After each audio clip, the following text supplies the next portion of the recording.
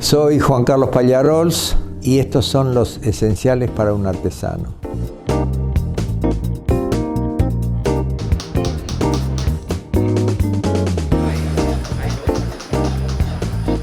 Este martillo, este es el primer martillo que yo vi trabajar a mi abuelo con esta puntita. Se estaba haciendo un puente para arreglarse los anteojos, eran de cara y se le habían partido. En esa época, yo te estoy hablando del año 1946, 47, no había elementos adhesivos como los que hay hoy, así que había que hacer toda una parte de herrería o de platería que se pudiera engarzar y volver a usar el anteojo, porque no eran fáciles de conseguir ni baratos. Esto en catalán se llama el bec de cigüeña, que quiere decir el pico de la cigüeña. Es un martillo que tiene múltiples usos. Supongo de cuando yo lo vi la primera vez a hoy, de haber perdido allá algunos milímetros, porque en los últimos 30 o 40 años perdió 3 milímetros. Parece mentira todo lo que se puede hacer con un pedazo de chapa y un martillo y un soporte, que puede ser un tronco de madera,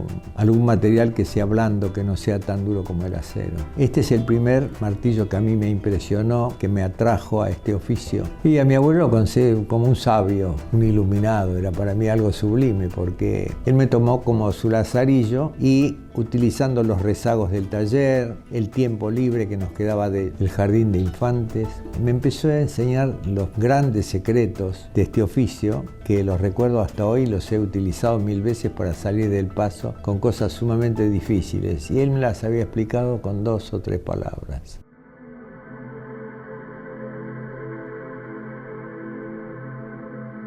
Bueno, entre las personas a las que yo le trabajé, en este caso no la conocí personalmente, pero fueron las Rosas. Cuando muere Lady Diana, Lady Di, me piden, un conocido que yo tenía, cliente mío, se llamaba Benjamin Rothschild, me piden hacer algo para que quede en la tumba de Lady Di por siempre, como un recuerdo de ellos, habían sido muy amigos en la juventud.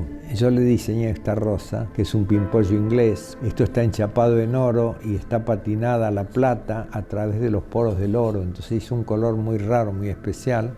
Y yo acá le escribí: adiós, rosa de los ingleses. Y Elton John hizo una composición que se llama igual pero en inglés, Goodbye England Rose. Y está la fecha, esta es la rosa número 26, 31 del 8 del 97.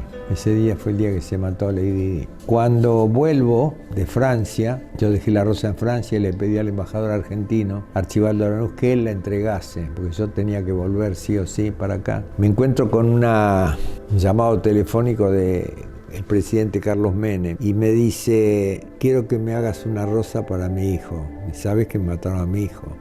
No lo sabía, y me dice: quiero que me hagas una rosa para poner en la tumba de él.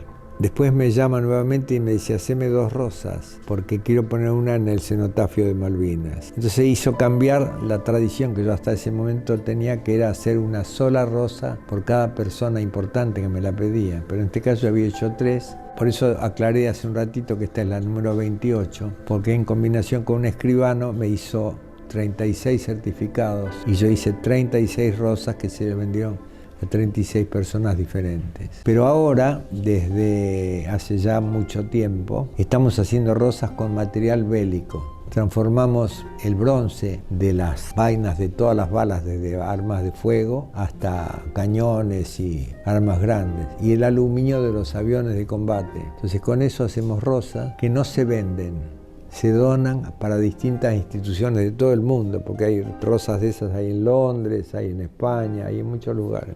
Con estas vainas las fundimos, vainas más grandes, tenemos vainas de cañón que son del calibre 105, pesan como 20 kilos cada vaina. Eso se funde y hacemos rosas. Esas rosas las donamos a distintas instituciones, comedores, merenderos, hospitales, escuelas o a veces personas. Tenemos una chiquitita que tenía huesos de cristal, ya tenía como 60 operaciones, tenía que hacer un tratamiento muy caro, precisaban $100 y pico de $1000. Hicimos unas campañas, se vendieron esas rosas y esa chiquitita ahora vino hace muy poquito acá, ya caminando por sí sola. En su momento se le pagó la operación, el tratamiento ese que era bastante complicado. Le arreglamos la casa, que era una casa bastante humilde, y le hicimos 50 o 60 metros de vereda para que llegara hasta el asfalto y pudiera entrar y salir para hacer el tratamiento en su casa.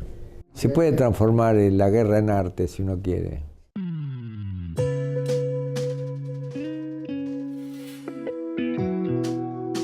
Este es un cuerno de búfalo africano. Esto es un martillo también, que yo debo ser la tercera o cuarta generación que lo utiliza. Hace unos años era un poquito más largo. Esto es un cuerno de un búfalo africano.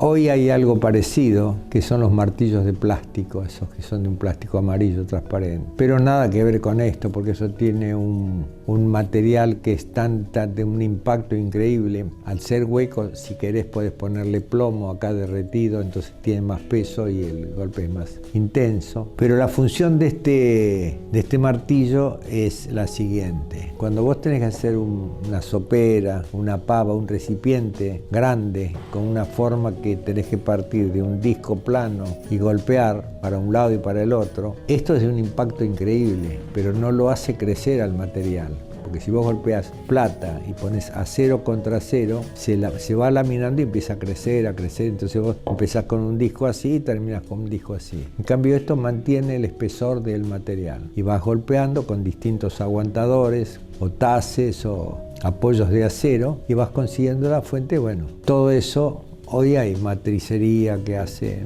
puede hacer de 1000 maneras, pero antiguamente la única manera de hacerlo o de hacer una sola pieza sin fabricar una matriz o algo es con este martillo, que es el martillo de cuerno de búfalo. Yo tengo ahí en mi escritorio una jarra que volví a comprar, que la hicimos con papá y con un hermano en el año 1961 y fue toda hecha así. Y es una jarra que copiamos para un cliente francés, que era una jarra de Luis XIV. Esto está hecho con esto, ¿ves? Que están todos los golpes adentro. Con mi papá, mira, lo hicimos a pedido de Alberti, que era un noble francés. Carlos Pallarols y sus hijos me hicieron. Buenos Aires, bonaerensis. Toda la parte de la decoración y el armado y la terminación lo hizo mi papá. Nosotros estamos aprendiendo con mi hermano a forjar. Esta es una pieza que la original está en el Museo del Louvre, la usaba Luis XIV. Mi papá murió, yo tenía más de 20 años. Como era muy observador, era muy exigente, le gustaba mucho la música, cantaba ópera, zarzuela, mal como la mierda, pero cantaba.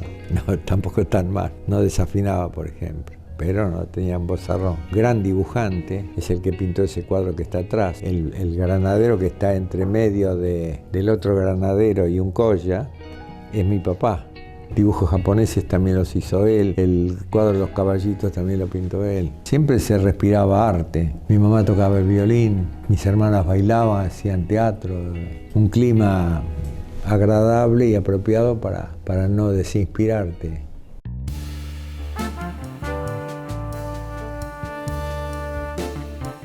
Bueno, este bastón es el primer bastón que yo hice para un presidente argentino. Lo hice en el año 1973, le tomé la medida a Perón en la calle Gaspar Campos. Bueno, una experiencia inolvidable y fue el primer bastón de manto que yo hice para un presidente argentino.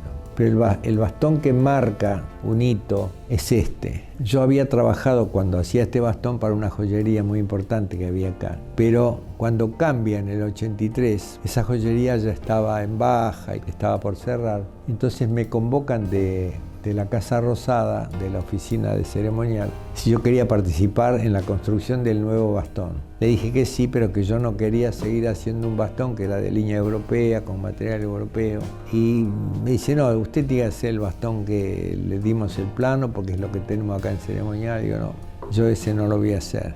Así que me empecé a pelear con un señor que se llamaba Adolfo Silingo, que era el secretario de la dirección de ceremonial, que hoy está preso todavía en España. Bueno, no querían aceptarlo de ninguna manera. Yo presenté una serie de antecedentes porque el diseño de este bastón lo hicimos en la Galería del Este, donde había en ese momento un bar donde se juntaba todos los intelectuales de Buenos Aires se juntaban ahí. Y entre 100 y pico de personas llegamos a la conclusión haciendo dibujos, presentando cosas, cambios. Este bastón que elegimos que la madera sea, en vez de caña de Malaca, Urunday. ¿Por qué el Urunday? Porque es una madera primero argentina, es americana. Hay solamente en Argentina, un poquito en Paraguay y en Brasil.